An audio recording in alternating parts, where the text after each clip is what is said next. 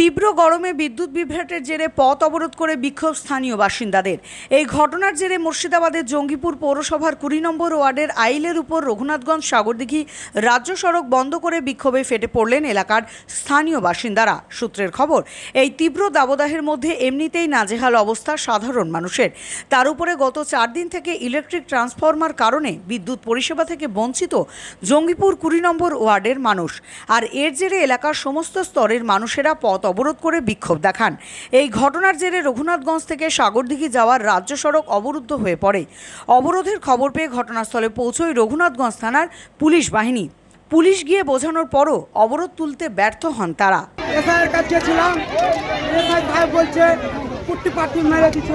আজ আমাদের ট্রান্সমিটার দেখতে পেয়েছেন, লোডশেডিং আনতে পারছে না, বড় ট্রান্সমিটার লাগবে।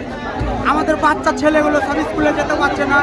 আজকে আমরা কষ্টে গরমে মরছি, 4 দিন থেকে ঠিকভাবে ঘুমাতে পারছি না, কলে জল উঠছে না। বিদ্যুৎ মন্ত্রী এখানে আমাদের থাকাকালীন কোনো কাজ হয় না। চেয়ারম্যান কদিন থেকে লাইন নেই, 4 দিন থেকে। এলাকাবাসীর দাবি, অবিলম্বে বিদ্যুৎ পরিষেবা ঠিক করতে হবে। অবরোধের জেরে ব্যাপক যানজটের সৃষ্টি হয় ওই এলাকায়। ফলে চরম সমস্যার মধ্যে পড়তে হয় যানবাহন থেকে শুরু করে সাধারণ মানুষদের। বাংলা টুডে নাও।